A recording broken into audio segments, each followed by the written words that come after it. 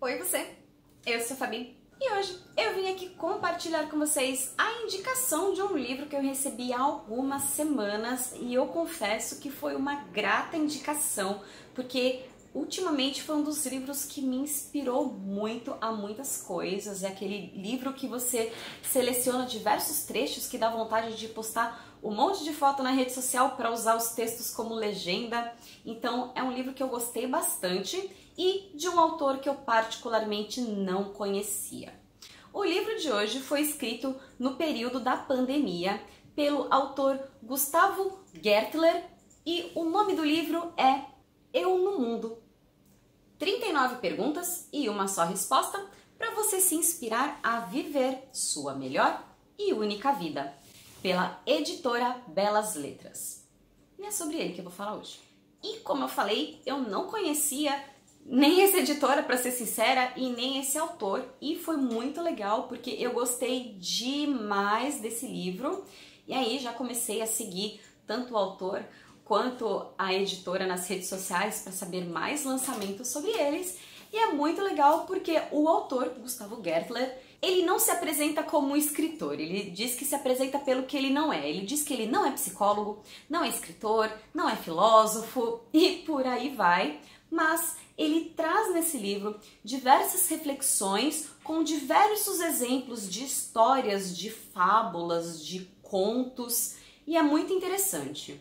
Porque afinal de contas são 39 questões que ele sugere que você reflita para a sua vida e no final uma resposta muito simples. E aí, logo no comecinho do livro, ele cita Marco Aurélio, um pensador estoico, e eu já fiz um vídeo aqui no canal de uma resenha do Diário Estoico, que é muito legal. Se você aí ainda não assistiu, eu vou deixar linkado aqui em cima, mas é muito bacana que ele traz diversas pérolas do estoicismo no decorrer do livro.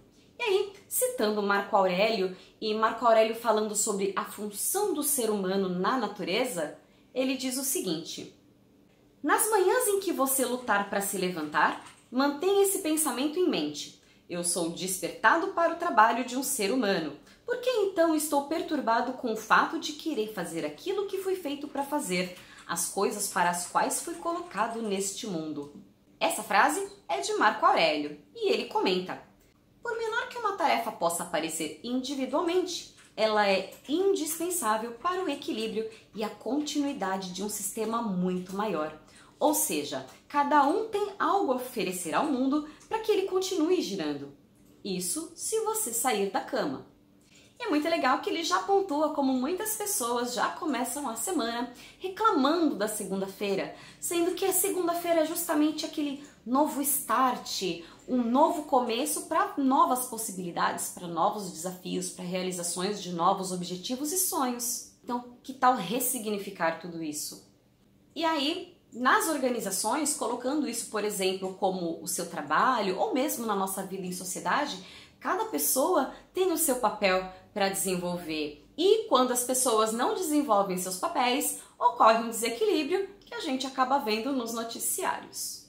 A mesma coisa, por exemplo, acontece no seu trabalho quando você tem uma determinada função que precisa realizar determinadas tarefas e você deixa de executar. Essa tarefa que você de repente deixou de executar pode acarretar num problema lá na frente, porque vai atrasar todo um sistema, todo um processo. E aí ele diz: cada pessoa tem não apenas um propósito, mas principalmente ela pode melhorar aquilo que ela faz todos os dias. E como isso acontece? Criatividade. Só com uma missão na mente e com criatividade, a gente consegue transformar uma segunda-feira embaixo das cobertas escondido do mundo em uma semana em que você pode mudar um pouquinho esse mesmo mundo. E mais legal ainda, se abrir para novas experiências e desafios. E isso faz toda a diferença, porque você termina a semana melhor do que começou. É uma ótima forma de ressignificar não só a nossa segunda-feira, mas todos os nossos dias.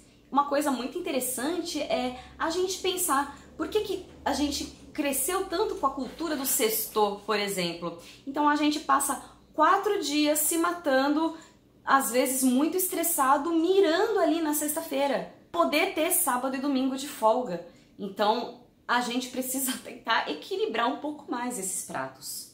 Aí, um pouquinho mais adiante, ele questiona se você já desmontou a sua vida e explica um pouquinho do conceito de engenharia reversa.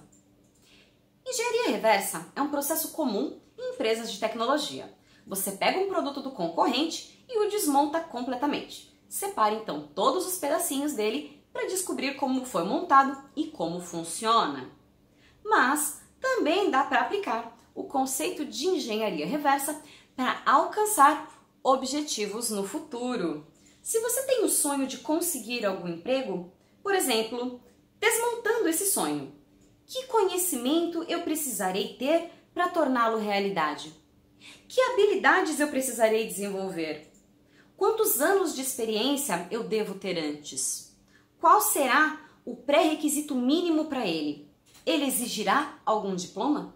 É a velha ideia de, ao invés de pensar o que eu quero, pensar o que eu preciso fazer para chegar aonde eu quero. Então, um dia você chega lá porque você pensou nas peças, não no produto montado. E isso eu achei muito interessante, porque quantas vezes na nossa vida a gente quis alguma coisa, mas não soube traçar um objetivo claro, uma estratégia, um passo a passo, o que fazer, e no final das contas, às vezes você fez esse projeto no começo do ano, o clássico de janeiro, terminou dezembro, você não fez nem 25% do que você havia proposto. Justamente porque muitas vezes a gente pensa no que a gente quer, mas não pensa em tudo o que a gente precisa para chegar lá. Então, deu para ver que esse livro traz diversas reflexões para a nossa vida inteira e também para a nossa vida corporativa. E indo um pouquinho nessa linha de raciocínio, de pensar fora da caixa, de pensar de uma maneira bem diferente, ele cita um outro tipo de pensamento, que fala assim: usar o pensamento invertido para as coisas é um caminho para a inovação. Um amigo fez um exercício na empresa em que trabalha. Ele decidiu anotar tudo que ela não o deixa fazer, tudo que ele não pode lá dentro por causa de burocracia, padrões já criados, etc. Então, ele imagina como seria uma outra empresa concorrente que faria tudo ao contrário. Não entrega nos finais de semana? Que tal só entregar aos finais de semana? Então, é uma visão diferente, e aí ele cita alguns exemplos muito bacanas, como por exemplo, a Netflix. Um belo dia, uma pessoa pensou: por que não ter um cinema disponível, uma videolocadora dentro da minha televisão, sem eu precisar sair de casa e alugar uma fita, alugar um DVD? A mesma coisa as plataformas de streaming de música. Antigamente a gente tinha que comprar um CD ou ficar gravando fita da música que passava na rádio. Hoje em dia você, com uma assinatura, consegue ter acesso ilimitado a milhões de músicas de N países diferentes. E por último, para fechar essa resenha, para você que de repente está pensando se deve ou não mudar de emprego, ele dá uma dica muito simples para de repente desempatar a sua dúvida. Quando devemos trocar nosso emprego por outro ou deixá-lo? Quando ele está fazendo você se afastar de si próprio.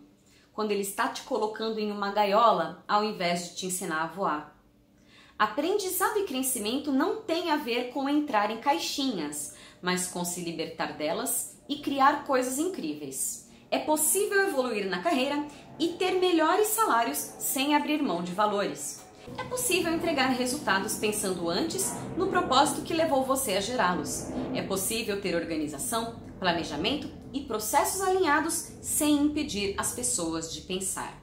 Por isso, a hora certa de sair é quando você se dá conta de que está deixando de ser quem você é, na sua essência, para ser o que os outros querem que você seja. Então, com esse textinho, eu me despeço dessa resenha. Fala a verdade, tem bastante coisa que faz a gente pensar. Então, de repente, se você ler esse livro, talvez numa dessas meditações, numa dessas conversas com o seu eu interior, você finalmente descubra o propósito que você tanto buscava. Talvez você encontre soluções de questões que talvez você nem sabia que tinha. Então, eu particularmente gostei bastante desse livro, e se você já leu ele, me escreve aqui embaixo e me conta o que você achou. Então, é isso. Eu espero que vocês tenham gostado. Se você gostou, não esquece de deixar o seu joinha, se inscrever aqui no canal para receber as notificações dos próximos vídeos E vocês também podem ver os diversos vídeos dessa playlist aqui em cima, tá bom? Então, por hoje é só. Um beijo! Tchau, tchau!